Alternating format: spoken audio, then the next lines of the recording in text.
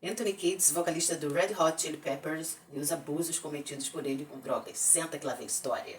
Ele nasceu em 1º de novembro de 1962 no Michigan, filho de Elizabeth e John Kiedis. Acreditem, esse homem já foi morador de rua, gente. Depois se tornou um dos maiores roqueiros de todos os tempos, né? Que o Red Hot Chili Peppers é uma banda sensacional. Eu amava, pelo menos. E eu assisti um show deles no Rock in Rio. Os pais se divorciaram quando ele ainda tinha 3 aninhos de idade. Mas ele levou uma vida muito segura e muito legal até os 9 anos. Eu falei que ele nasceu no Michigan? Agora eu não me lembro. Anthony sempre quis cantar, atuar. Ele fez algumas séries, tá? A gente fez filmes também, vou botar umas fotos aqui pra vocês verem. Mas a paixão por cantar, ele descobriu junto com a sua mãe, escutando rádio AM. Aos 9 anos, ele vai e fica com o pai um tempo, nas suas férias, né? Fica algumas semanas e ele amava Los Angeles porque não tinha nada a ver com a vidinha bem pacata que ele levava no Michigan.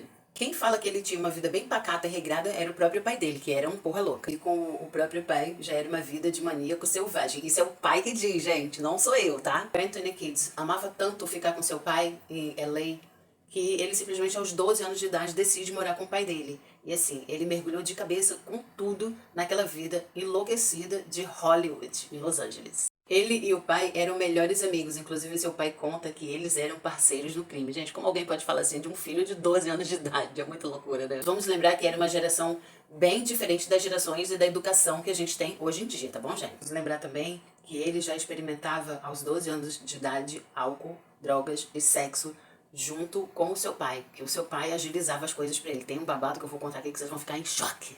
Seu pai fazia umas festas louquíssimas em casa e dava pra ele drogas como maconha, ácido, essas coisas. Daí ele já embicou, porque ele começou a usar drogas muito mais pesadas, tipo aquela que é o feminino de herói.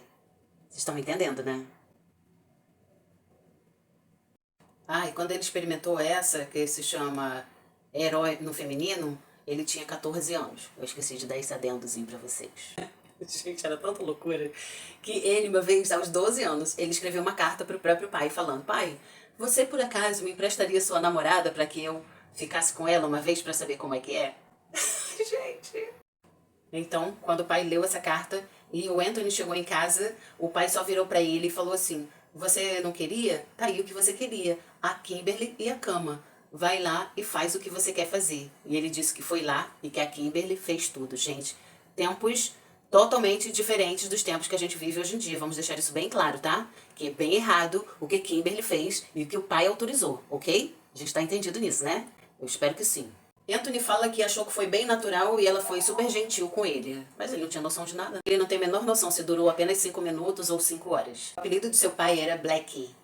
E ele era conhecido em LA, assim, porque ele era dealer de diversas pessoas. O dealer é aquela pessoa que vende coisas ilícitas, tá bom? Essa época, gente, o Anthony já era bem independente e ele, assim, chegava a fazer furtos, ele roubava para poder conseguir uma grana para comprar coisas para o seu vício. Então ele vai estudar na escola Fairfax, onde encontra Flea, que é o seu amigo até hoje, né? E seu companheiro de banda dos Red Hot Chili Peppers. Ele e o Flea sempre tiveram uma comunicação musical, assim, suprema, que era sensacional, desde o começo. Depois ele se graduou, né, na high school e foi para UCLA, que é a universidade, e aí ele briga com seu pai. As coisas começam a dar mais errado do que poderiam.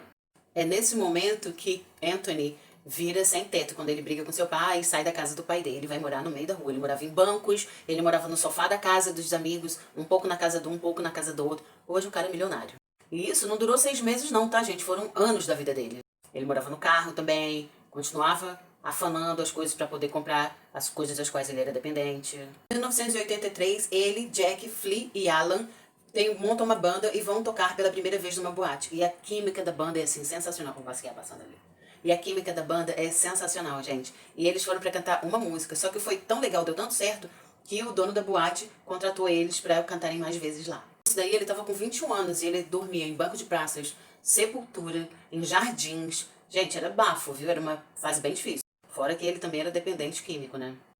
Eles tocaram num lugar chamado Kit Kat e aí foi babado, um puff, onde eles começaram a ficar bem conhecidos, porque eles tocaram vestidos apenas com meias, gente, meia soquete, né, meia de botar no pé, na mala. Vocês estão me entendendo? Sim, né? Claro que vocês estão. Vocês sabem o que é mala. Nessa apresentação tinha um cara da EMI, Records. Então assinaram um contrato com eles para um álbum, para o começo assim. Já em 1984, o álbum deles é gravado no estúdio de George Clinton. E foi, assim, incrível. O do estúdio é United Sounds, em Detroit. Nessa época, Anthony estava bem intoxicado de tanta substância que ele estava usando, né? E aí ele ficou separado da banda por 2 semanas para poder se recompor. Porque ele não conseguia mais nem cantar. Mas ele parou, não era porque ele queria ficar saudável. É porque o babado, o talco, influenciava nas suas pregas vocais. Em 1986, ele fica com a sua mãe por 50 dias, simplesmente para ficar sóbrio.